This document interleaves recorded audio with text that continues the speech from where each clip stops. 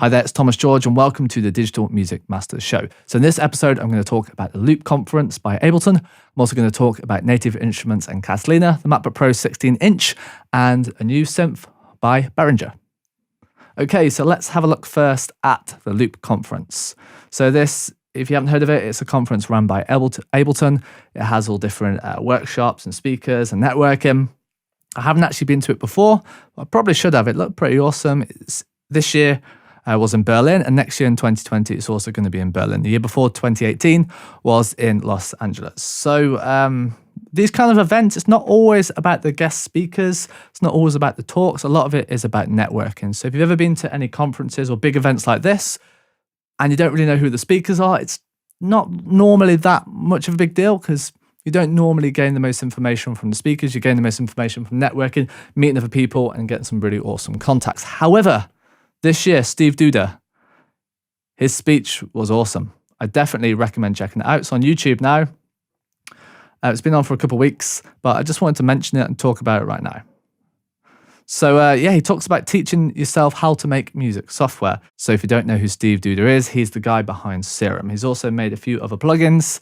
He's mates with Deadmau5, he's worked with Trent Reznor, and he's a music producer and plugin developer. So yeah, he's made Serum, and I don't know if you use Serum, but I personally do, and it's one of my favorite synths. And he talks about how he kind of became a software developer, how he kind of got into creating music plugins. And I was quite shocked really how lean his business is. It's just really him and a couple other people.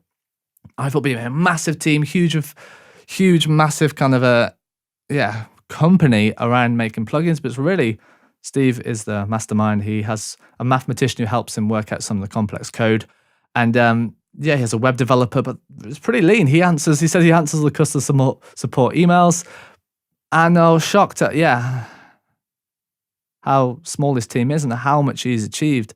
He's a very intelligent guy. You can tell he's friends with Deadmau5. He has a kind of similar mindset to Deadmau5 and the kind of academic audio music production software sense that Deadmau5 has. But yeah, this is a very, very awesome keynote speech. I've been to a few different conferences before. A lot of the time, it's, like I said, it's not always about the speakers. It's all about networking. But for Loop, it seems like this was an awesome event to see live. And we're lucky enough to watch it on the replay as well, which I definitely recommend checking out. It's an hour long, but you will learn a lot about how to get into music software, plugin development, that kind of thing.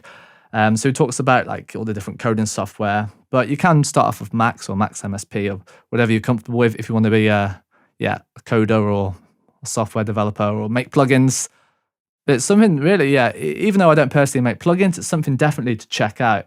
Like his mindset, how he got into it, his motivation. It's a very interesting keynote speech. Okay, next we're going to go over to Native Instruments.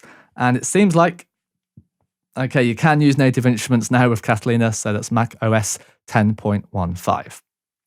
Some of the legacy stuff doesn't work, some of the hardware, Machine Mark 1, Tractor S4 and the X1 Mark 1 don't seem to work. But Contact works, and it says all current products, but some of the Tractor stuff doesn't work. So if you do use Tractor, if you're a DJ and you use Tractor, I don't recommend updating to Catalina. However, it seems like the rest of the stuff works. That's the thing when Apple come out of a new operating system, the plugin companies, the software companies are probably going to freak out a bit because it can change a lot of things. For example, now in Catalina, we can't use your 32-bit plugins, which sucks. And Ableton Live 9, isn't compatible with Catalina either. But it is what it is. And that brings me on to the MacBook Pro 16-inch. Okay, so Apple, I'm sure you're aware of, have brought out the 16-inch MacBook Pro. I was really shocked about this. I didn't think it'd be out for at least a year. And I just woke up one day and there it was. They launched it. It didn't really have any big event like they normally do. So I guess they're trying this new kind of, secret launch strategy or leak some rumors and then launch. Don't have the big event. Like Steve Jobs obviously, had these huge events that got everyone talking about new Apple products. But it's here. It looks like a beast. The 16-inch MacBook Pro looks powerful. Up to 8 terabytes SSD storage. I don't know why you need 8 terabyte SSD storage because I do recommend using external drives, not keeping everything on the SSD. However, say you're going traveling for a while or you're working on a huge project and you don't want to take hard drives, the a larger SSD, could be pretty useful. This 64 gigabytes of memory of RAM is pretty awesome. It's 8 cores. It's a beast. It's a beast. However, thing about the new Apple products, they come with the new Apple software, and I don't think you can downgrade, or it's very difficult to downgrade the operating system. So I know a lot of people will be thinking about getting the 16-inch MacBook Pro. It's going to be awesome for music production, because for me anyway, I like to make music on a laptop. I like to be portable. This is probably one of the best, or not, if not the best, laptop for music creation right now. Okay, so now let's have a look at Behringer's new synth, the Poly D, which is based on Moog's Model D. So I have used Behringer products before. They are normally a cheap alternative to the more expensive products. And this is, same again. The Moog Model D, it's an awesome synth from the 70s. Kraftwerk have used it, even Dr. Dre have used it. Loads of really, really famous artists have used the Model D. It's awesome Moog Mini, but it's expensive, it's heavy, and it's kind of old now. But Behringer have come out with one that sounds pretty awesome. So it's polyphonic, so you can play more than one voice. It's 4 voices, and a polyphonic synthesizer. I don't know how much it's going to be, but I imagine it's going to be a lot less than the Mini Moog. So this also does come with a sequencer, and I've had a listen to some of the demos. It sounds pretty awesome. I'd like to play one, in person, really. I don't really like to buy synths unless I actually play them in person. So I will be going to go play this when I can get my hands on one. 4 voices. It is a 4-voice analog polyphonic synthesizer, which is awesome. But I would like, personally, more than 4 voices. If I want to play some chords, I'm normally going to be, unless I'm just playing a triad with a bass note, I'm normally going to have more than, 4 voices. I would like to have 8 voices if possible.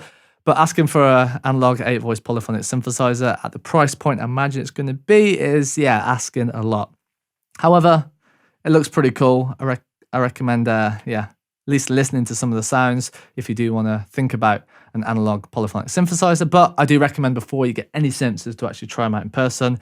You get a different kind of feeling when you play synths actually there in person than just hearing a demo on YouTube. Okay, so that's basically it, the news for this week, the Digital Music Masters show. Hope you found this video useful. If you have, remember to give it a like. If you're watching on YouTube, remember to subscribe. Whatever else you're watching, remember to subscribe on there if you like this video and you want to see more like this. And I'll talk to you soon.